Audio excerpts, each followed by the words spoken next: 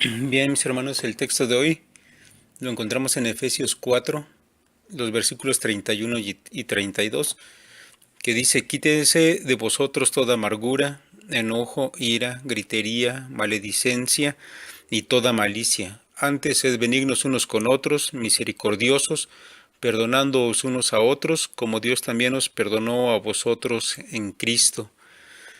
Pues estos versículos son parte de una exhortación más amplia que comienza a partir del versículo 17. Y yo quiero que siga en su Biblia la lectura de este pasaje, que de manera rápida le voy a explicar para visualizar el contexto de lo que hoy vamos a aprender. El versículo 17 de Efesios 4 dice: Esto pues digo y requiero en el Señor, que ya no andéis como los otros gentiles que andan en la vanidad de su mente, teniendo el entendimiento entenebrecido, ajenos de la vida de Dios por la ignorancia que en ellos hay, por la dureza de su corazón. Bueno, Pablo expresa una demanda de parte del Señor Jesucristo, una orden de parte del mismo Señor. Esta orden tiene que ver con la nueva manera de vivir a partir de que se es cristiano. Por supuesto, esto nos incluye a nosotros. Ahora, quiero que note que hay algo muy interesante, que antes de pasar a hacer cosas, Pablo se centra en la mente, porque allí es donde se origina todo, lo malo y también lo bueno. Los otros gentiles, como dice Pablo, es decir, los no judíos que no conocen al Señor, ellos se comportan de acuerdo a una mente inútil. En el versículo 17 habla de la vanidad de su mente. Es decir, todos sus pensamientos, aun los más elevados, solamente son basura y dan como resultado obras muertas y pecaminosas.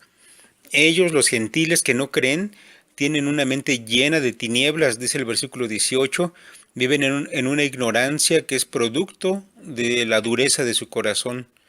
Ahora, ¿se da cuenta? La mente es la base de donde todo parte. Los pensamientos, las emociones, las palabras, las obras. De una mente en tinieblas solo puede brotar tristeza, dolor, pecado en todas sus formas. Continúa Pablo diciendo allá en los versículos 20 y 21: Mas vosotros no habéis aprendido hacia Cristo, si en verdad le habéis oído y habéis sido por él enseñados, conforme a la verdad que está en Jesús. Si alguien de verdad es cristiano, si de verdad es discípulo del Señor, no debe vivir de la manera que vivía antes. Y aquí viene ahora la parte de cómo deben vivir los que son de Cristo. Y a mí me parece de lo más emocionante, no sé a usted, pero a mí me llena de expectativa lo que el mismo Señor Jesucristo, por medio de su apóstol, nos tiene que decir. Mire, ya Pablo ha dicho que los mejores pensamientos del hombre sin Cristo solamente son basura o vanidad, como lo dice el texto, cosas sin peso, inútiles para cambiar al hombre. Y eso quiere decir que lo que digan los filósofos no sirve, lo que la psicología moderna recomienda es inútil para transformar la vida de la persona. Nada de lo que usted obtenga de este mundo tiene poder para transformar su vida, ni un ápice. Yo me quedo asombrado cuando me entero de que algunos de ustedes andan en el psicólogo o en un grupo de ayuda, llámese como se llame, o peor, probando con alguna filosofía metafísica que realmente tienden a ser diabólicas, cuando usted tiene al alcance de su mano la palabra de Dios. Mire, quiero que ponga atención. Los versos que siguen tienen un formato o un patrón, por decirlo de esa manera. Primero Pablo nos dice lo que debemos desechar de nosotros, luego nos va a decir lo que debemos poner en el lugar de eso y finalmente nos da una razón de por qué debe ser así. Ese es el patrón, lo que debemos quitar, lo que debemos poner en lugar de eso y finalmente la razón de por qué lo debemos hacer. Efesios 4, 22 y 24, quiero que lo vea ahí en su Biblia, porque allí va a estar, bueno, esta primera orden o demanda del Señor.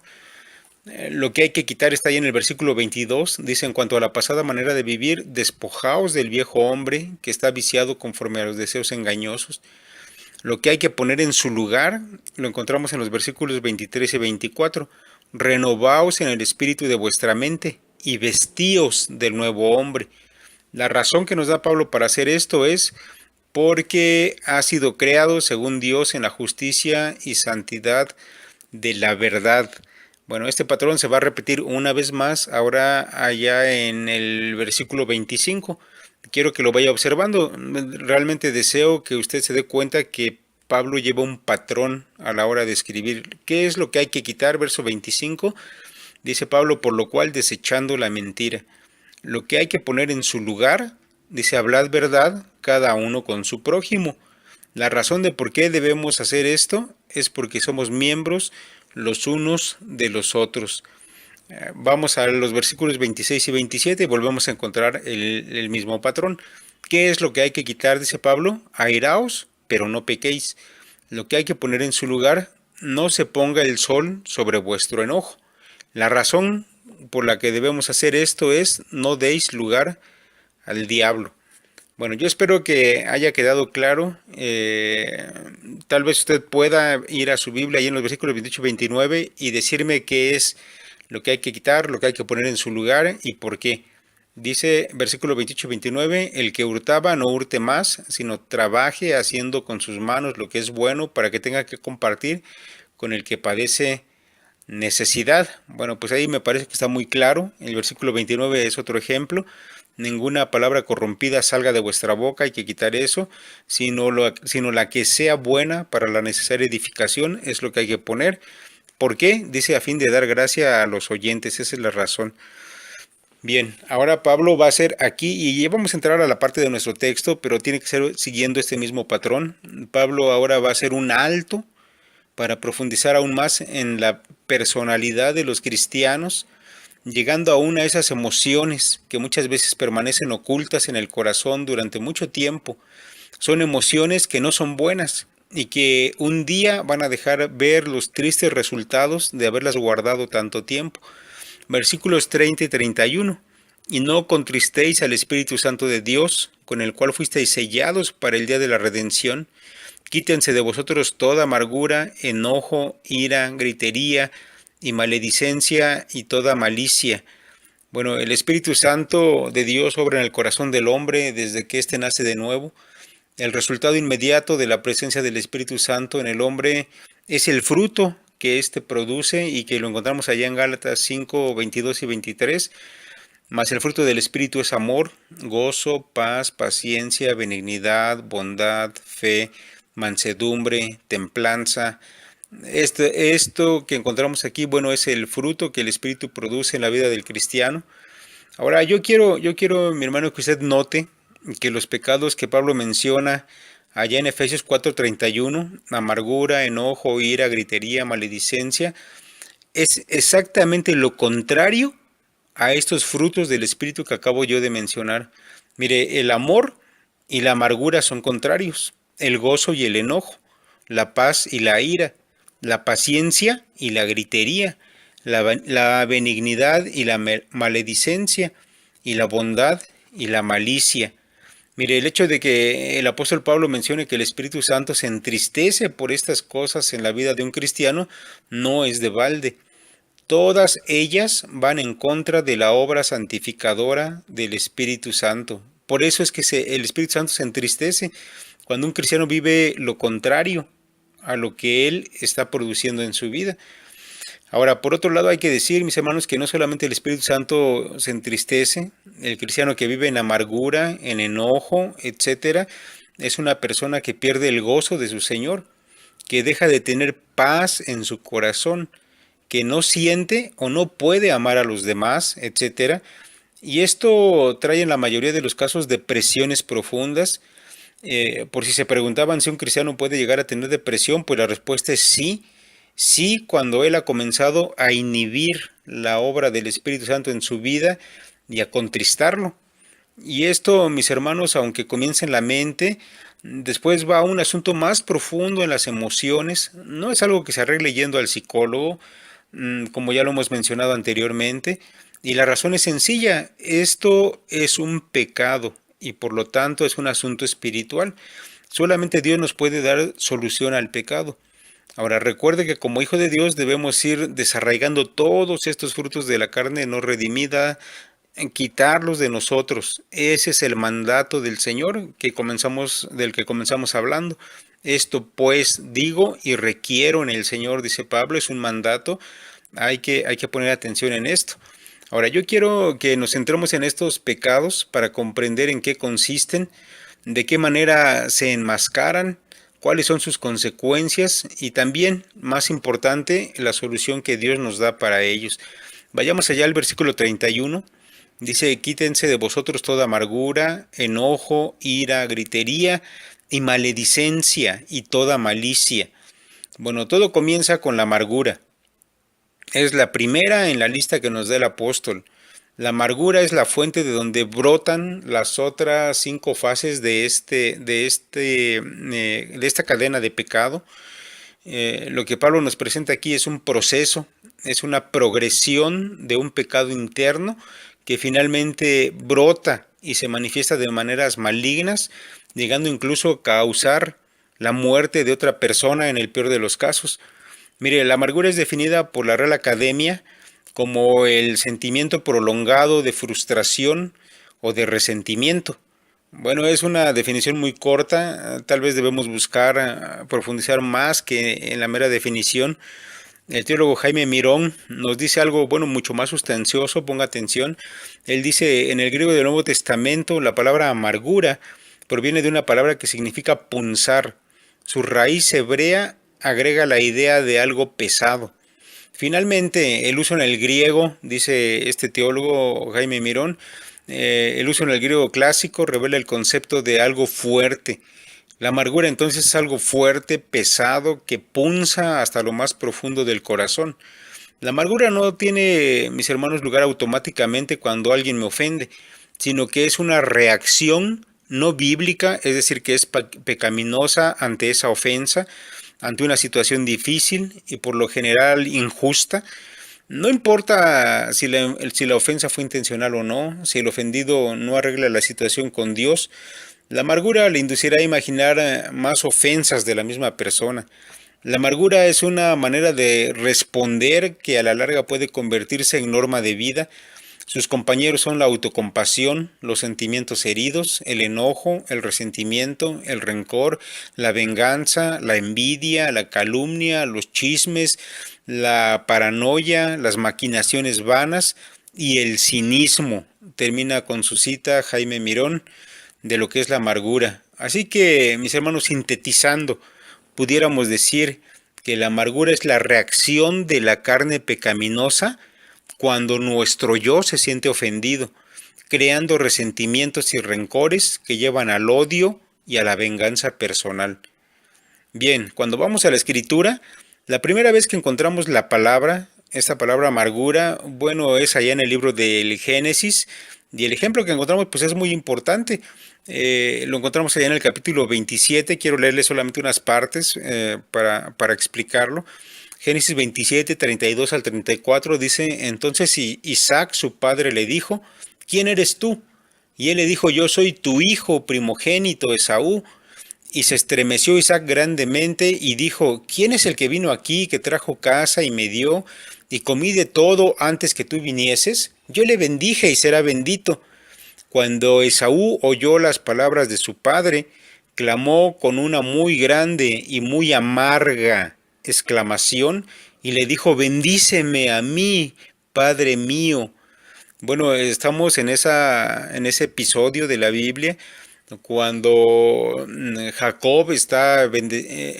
cuando Isaac está bendiciendo a sus hijos y Jacob se anticipa, se adelanta a su hermano Esaú, roba la bendición que era del primogénito que era Esaú, se disfraza del hermano, Isaac ya casi no veía, de manera que recibe la bendición principal. Cuando llega Esaú, su hermano ya le ganó, y la escritura dice que cuando se entera se llenó de grande amargura.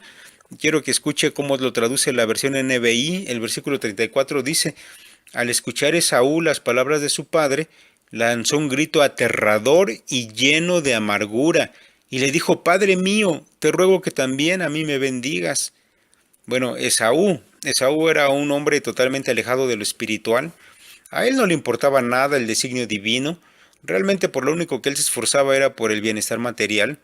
Y a mí me parece que Esaú es recordado sobre todo por aquel famoso plato de lentejas por el cual vendió su primogenitura a su hermano Jacob. Y en esa ocasión la verdad es que lo único que le importó fue saciar su hambre. Esaú era muy apegado a lo terrenal, bastante indiferente con lo espiritual.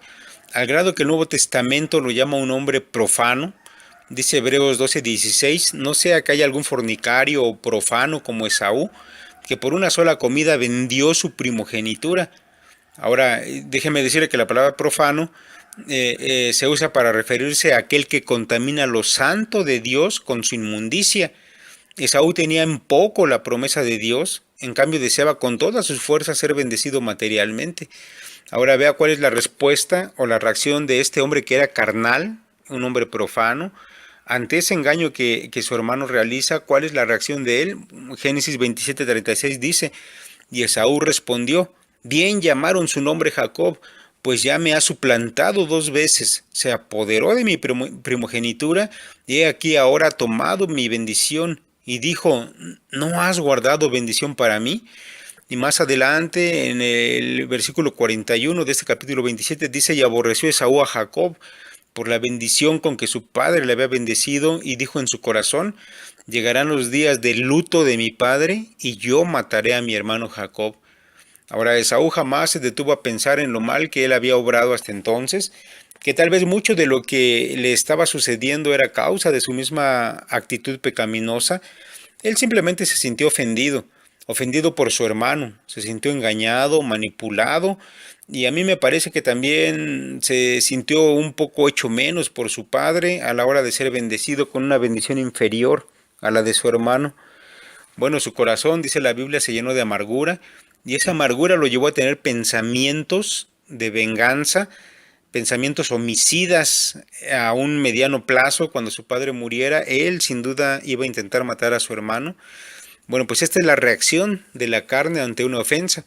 Ahora, yo debo decirles que en el caso de cada quien, la ofensa que se recibe puede ser justificada o no. De hecho, yo creo que muchas veces uno es ofendido o maltratado injustamente, pero realmente eso no es lo importante. Lo importante es cómo reaccionamos ante esa ofensa. Mire, la verdad es que la carne que no ha sido redimida siempre va a reaccionar produciendo amargura. La reacción de alguien espiritual sería perdonar, pero la carne no hace eso, no lo hace de manera natural. La carne siempre reacciona con amargura.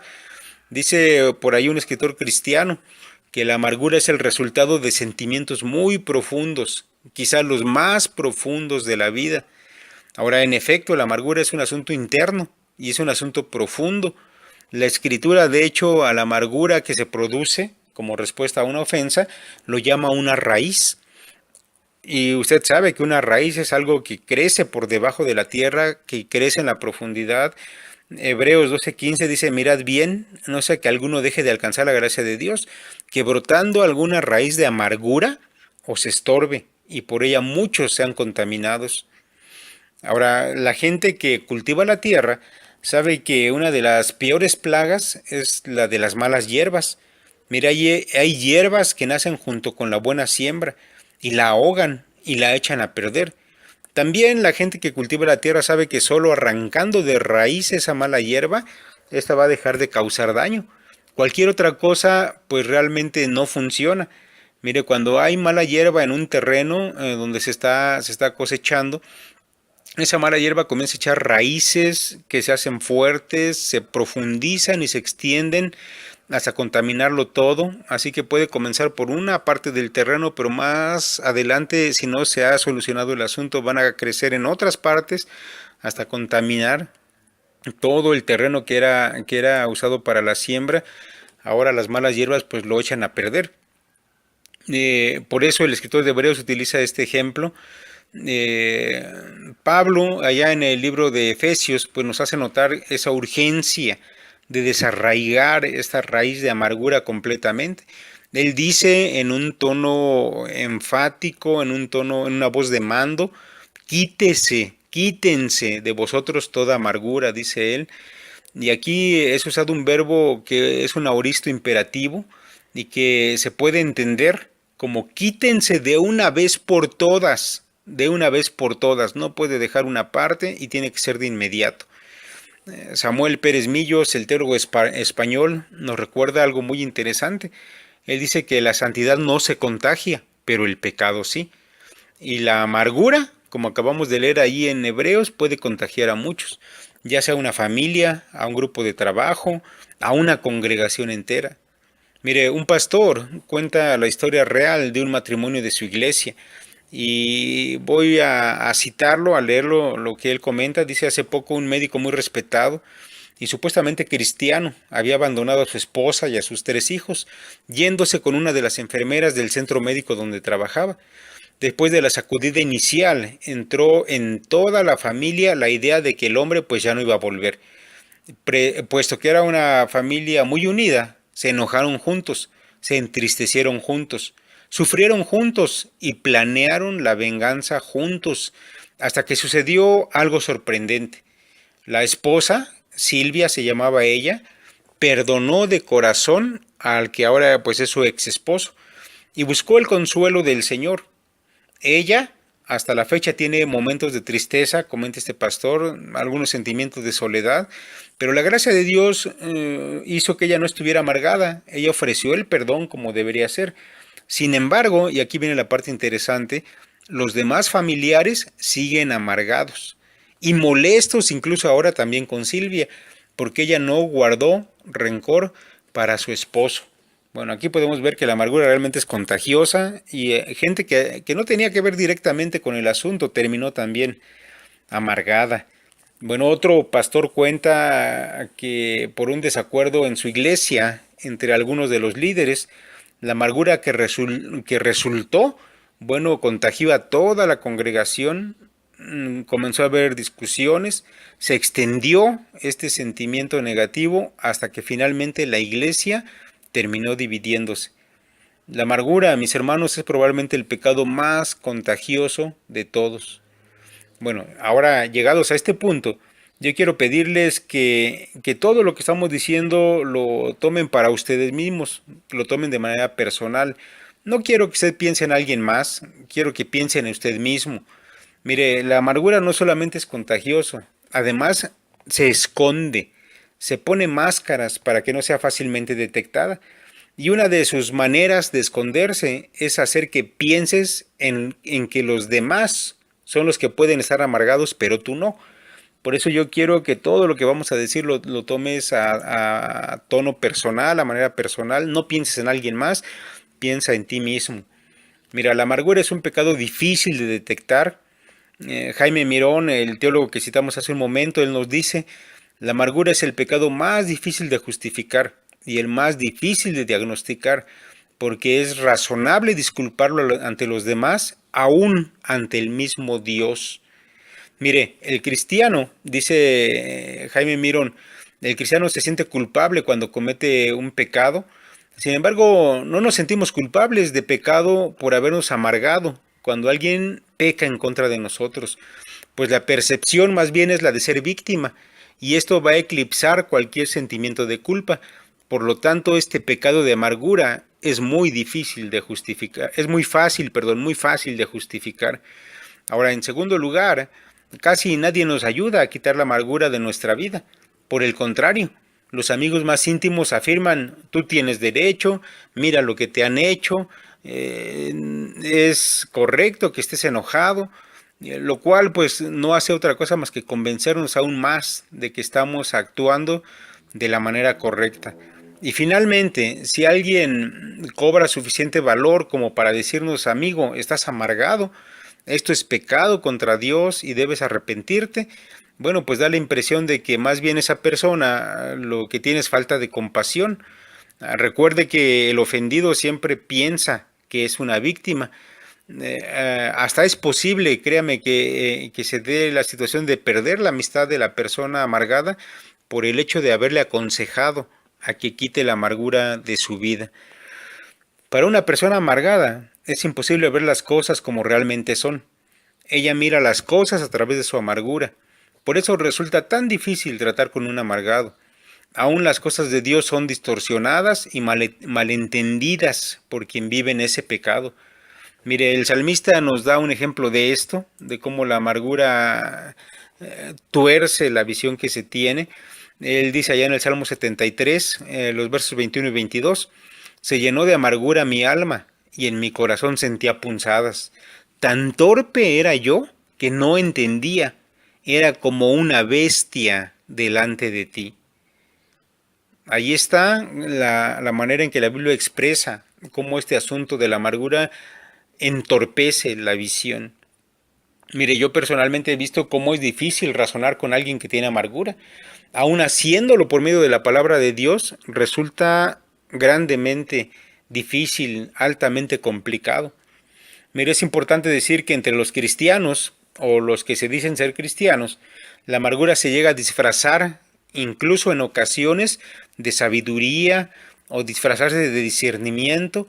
Y esto, mis hermanos, es una obra que en el fondo es obra del diablo, es un asunto diabólico, que un pecado como la amargura se disfrace de algo bueno. Pero eso es lo que encontramos en la Escritura, así pasa. Yo quiero que vea ya en el libro de Santiago un pasaje que ciertamente tiene un tono oscuro al hablar de estos asuntos. Santiago 3, los versos 13 y 14, y hasta el 16 incluso, mire, ponga atención lo que dice ahí el apóstol Santiago, dice, ¿quién es sabio y entendido entre vosotros? Muestre por la buena conducta sus obras en sabia mansedumbre. Pero si tenéis celos amargos y contención en vuestro corazón, no os jactéis ni mintáis contra la verdad, porque esta sabiduría no es la que desciende de lo alto, sino terrenal, animal, diabólica, porque donde hay celos y contención, allí hay perturbación y toda obra perversa. Mis hermanos, la persona que tiene amargura en su corazón, como ya dijimos, se justifica de ello ante los hombres y también intenta hacerlo delante de Dios mismo. Y resulta que los hombres muchas veces le creen y le apoyan, como también ya lo hemos mencionado. Y aquí es donde llega la parte en que la amargura se hace en ocasiones pasar también por sabiduría. La persona hace de la amargura su forma de vida y la hace pasar como una forma justa de vivir, como una forma incluso sabia de vivir, y puede llegar a descarriar a una congregación entera. Mire, yo quiero darle un ejemplo tomado de la misma Biblia, allá en el libro de Números, en el capítulo 16, vamos a encontrar una historia con un final terrible, y esta historia tiene que ver con este asunto de la amargura. Dice los versículos 1 al 3 del capítulo 16 de Números, Coré, hijo de Ishar, hijo de Coat, hijo de Leví, y Datán, Abiram, hijos de Eliab, y On, hijo de Pelet, de los hijos de Rubén, tomaron gente, y se levantaron contra Moisés con 250 varones de los hijos de Israel, príncipes de la congregación, de los del consejo, varones de renombre, y se juntaron contra Moisés y Aarón, y le dijeron, basta ya de vosotros, porque toda la congregación, todos ellos son santos, y en medio de ellos está Jehová. ¿Por qué pues os levantáis vosotros sobre la congregación de Jehová? Bueno, este hombre Coré, quien era el líder de este grupo de personas que se levantó en contra de Moisés, por lo que hemos leído sabemos que era un levita, es decir, que él tenía parte con el sacerdocio de Dios, pero en el corazón de Coré habían surgido celos amargos de Moisés y de Aarón. Celos de que Moisés y Aarón fueran los que lideraban a Israel, los que dirigían, los que habían sido escogidos por Dios.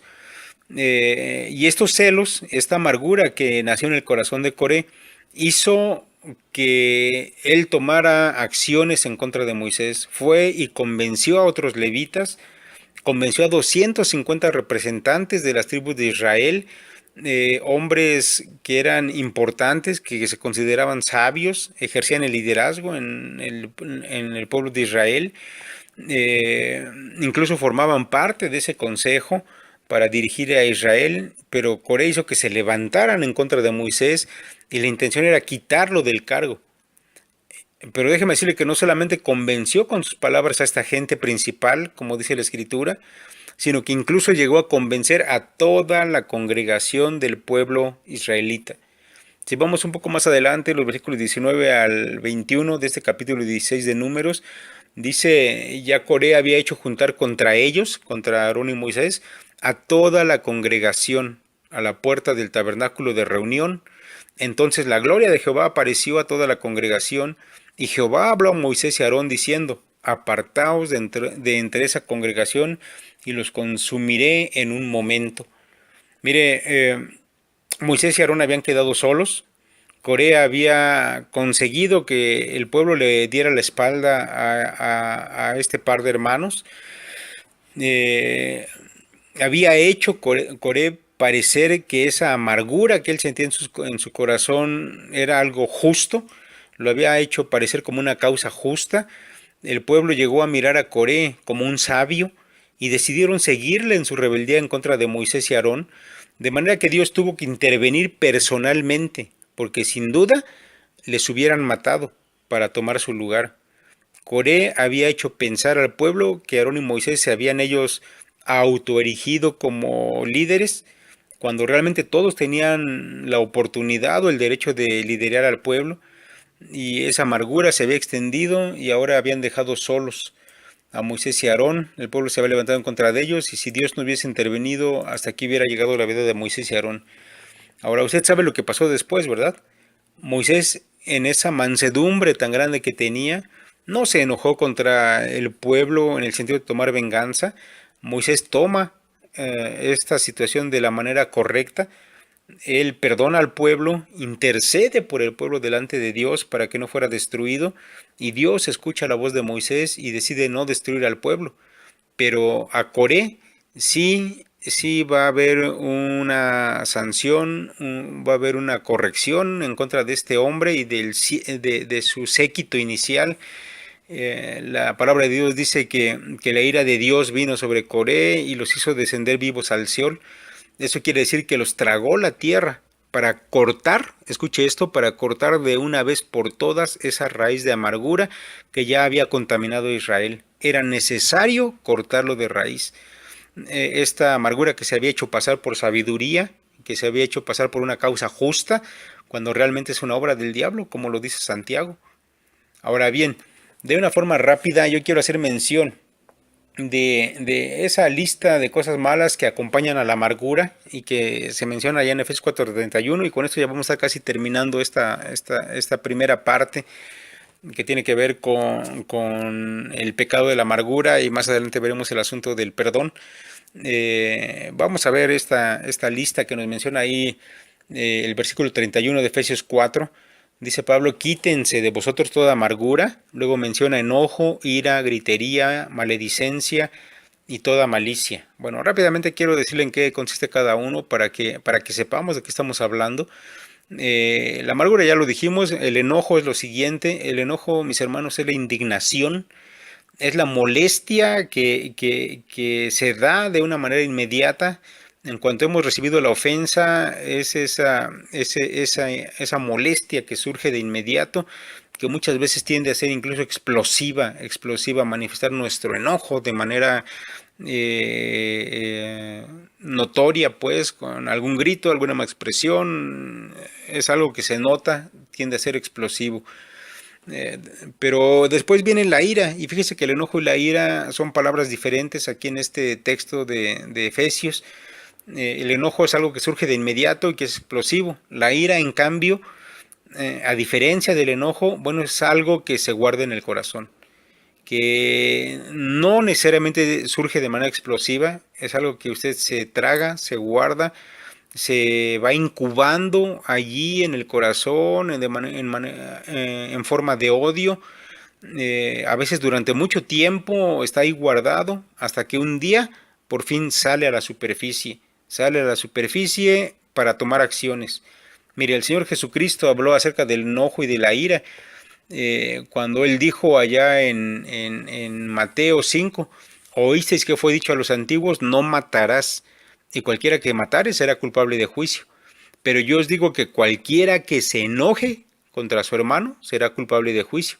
Y cualquiera que diga necio a su hermano será culpable ante el concilio. Y cualquiera que le diga fatu quedará expuesto al infierno de fuego. Mire, aquí ya está usted viendo la persona que se enoja en contra del hermano, que a continuación de eso viene y le ofende verbalmente. Es alguien que está incubando en su corazón incluso un homicidio. Por eso el Señor nos dice descubre lo que hay en ese corazón lleno de amargura, un sentimiento de venganza, incluso de homicidio. El enojo que comienza por algo que puede ser abrupto o que puede ser guardado en forma de ira, bueno, va a terminar con insultos verbales, que sería el siguiente punto de nuestra lista, la gritería, y va a terminar, a final de cuentas, con un asunto de intentos homicidas. Mire, la gritería entonces, que es el siguiente en la lista, es una de las maneras en que reaccionamos cuando hemos sido ofendidos. Es una de las maneras en que la ira se demuestra y tiene que ver con esos insultos verbales en contra de alguien que odiamos, en contra de alguien que odiamos. Cuando usted se enoja, cuando ha guardado ira por mucho tiempo y por fin sale a la luz y tiene usted la oportunidad, sin duda, que va a ofender a esa persona que ha odiado por tanto tiempo. Pero la gritería no queda ahí, no queda solamente con insultos verbales, más adelante se va a convertir en el siguiente punto, que es la maledicencia. La maledicencia, bueno, ya no son solamente insultos personales, también se comienza a darse una difamación de la persona con la intención de arruinar su reputación, de humillarla ante los ojos de los demás, así como en el ejemplo de Coré que ya mencionamos. No solamente hubo una confrontación contra Moisés cara a cara, sino también comenzó a haber una divulgación de chismes hasta acabar con esa buena reputación de Moisés. Bueno, en esto consiste la maledicencia. Es un pecado que el Nuevo Testamento considera como grave, como dañino para la iglesia y que amerita disciplina para quien ha comenzado a practicar este pecado. Pablo allá en 1 Corintios capítulo 5 nos deja en claro esto. Él dice, más bien os escribí que no os juntéis con ninguno que llamándose hermano fuere fornicario o avaro o idólatra o maledicente. Bueno, allí está. La disciplina era expulsarle de la congregación, porque recuerde que este es un pecado contagioso y que además estaba ya actuando de una manera práctica al esparcir chismes en la congregación en contra de una persona. Bueno, todo esto, mis hermanos, va a terminar con la última palabra que menciona aquí Pablo, el último de la lista de pecados que se mencionan aquí en Efesios, y que es la malicia.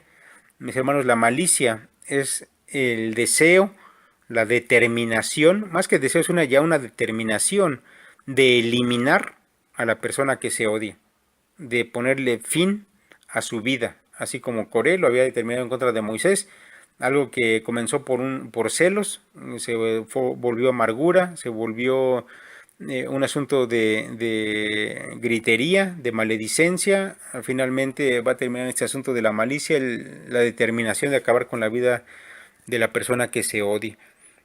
Bueno, hasta aquí, mis hermanos, vamos a dejar con esto, y yo quiero terminar pues con un breve examen que puede indicarnos si hay amargura en nuestra vida. ¿Por qué este examen? Bueno, porque ya he dicho que la amargura es algo que se disfraza, que quien lo está teniendo ahí en su corazón muchas veces no lo percibe. Así que quiero que escuche este examen o este test y se conteste a sí mismo. Tal vez usted esté guardando raíces de amargura y no lo sabe o no lo alcanza a percibir. Entonces yo le voy a pedir que se analice en tanto que yo leo estas preguntas y usted determine por sí mismo su condición. Bien, la primera pregunta es: ¿existe una situación en su vida que aparece frecuentemente en su mente, que tal vez incluso le despierta durante la noche? A ver, ¿hay algo, mi hermano, en su vida que está en su pensamiento constantemente? A lo mejor un malestar, un deseo de venganza en contra de alguien, un pensamiento que es recurrente, incluso que le puede estar quitando el sueño. Bueno, tal vez eso puede ser un indicador de que hay amargura. Pregunta número 2. ¿Está maquinando maneras de vengarse si tan solo tuviera la oportunidad de hacerlo? Bueno, este asunto de maquinar cosas quiere decir de planear. De ahí en su mente está realizando o está repitiéndose ideas de cómo pudiera vengarse si hubiera la oportunidad en contra de alguien que le ha ofendido. Bueno, si esto está en su mente, sin duda, mi hermano, que hay amargura en su corazón. Pregunta número 3. ¿Recuerda hasta los más ínfimos detalles de un evento que sucedió hace tiempo? La amargura tiene una memoria de elefante. Recuerde esto. La amargura va a recordar hasta los detalles más olvidados, más mínimos, más oscuros de un incidente. Una muestra entonces de que hay amargura en el corazón de una persona es que de una ofensa usted recuerda todo, recuerda cómo lo miraron, qué le dijeron, qué contestó usted y lo está repasando allí en su cabeza. Eso es una muestra de que hay amargura. Número 4. Se siente ofendido y debido a que usted estima ser una víctima, está justificando su resentimiento. Bueno, una frase clave en este asunto sería, pues yo tengo la razón. Bueno, si usted se siente ofendido y cree tener la razón de estar ofendido, mi hermano probablemente tenga amargura en su corazón. Pregunta número 5. ¿Hay explosiones desmedidas en cuanto a incidentes que de otra manera tendrían menor importancia? Bueno, esto se da con situaciones, mis hermanos, donde usted tiene una discusión con la persona con la que usted tiene resentimientos, tiene amargura, y a lo mejor la discusión tiene que ver con un asunto, y usted, sin embargo, trae a colación aquel resentimiento pasado, que a lo mejor ni tenía nada que ver, y viene y usted lo saca aquí. Bueno, pues eso es una muestra de que hay amargura. Si usted tiene esas explosiones desmedidas en cuanto a incidentes que de otra manera pues tendrían menor importancia, ¿no? A lo mejor ni siquiera tienen que ver, no vienen al caso y usted lo saca a la menor oportunidad. Eh, bueno, hay uno más, número 6. Le sucede que al leer la Biblia casi de manera inconsciente aplica la escritura a otros en vez de a sí mismo. Bueno, este también es una señal de amargura. A lo mejor usted puede estar por ahí leyendo su Biblia y encuentra por ahí un pasaje que habla del castigo para los pecadores y en lugar de aplicárselo a usted, usted inmediatamente piensa en alguien más, ¿eh? Y termina diciendo ahí en su mente, bueno, si esto le va a pasar a fulano, va a arder en el infierno por haberme ofendido, por haberme hecho menos, por haberme humillado. Bueno, si usted aplica esos pasajes de la Biblia a otra persona, sin duda que hay una raíz de amargura en su corazón. Bueno, por último, mi hermano, pregunta número 7. Por lo general, ¿usa usted expresiones que incluyen las palabras ellos o la palabra todo el mundo para apoyar sus argumentos? Eso quiere decir, ¿involucra usted a otros por medio del chisme?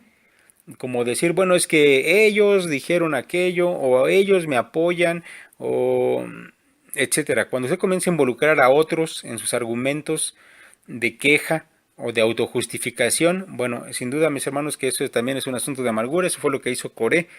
Comenzó a involucrar a otros, a otras personas, hasta que amargó, consiguió amargar a todos los demás.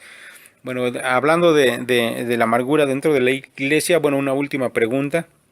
Y con esta terminamos. Pregunta número 8. Cuando se refiere a su iglesia local, ¿usted habla de ellos o de nosotros? Bueno, la persona que está amargada empieza a distanciarse de la congregación y empieza a hablar de esta manera. Ellos hicieron, ellos dijeron, ya no habla de nosotros, ya usted se excluye de la congregación. Y esto, mis hermanos, sin duda que es una muestra de amargura. Bien, vamos a dejarlo por hoy hasta aquí. La próxima ocasión continuaremos ahora con el remedio de la amargura. Vamos a hablar acerca del perdón. Así que no falte, la próxima ocasión va a ser el remedio de todo esto y va a ser muy importante que usted lo escuche. Que Dios lo bendiga.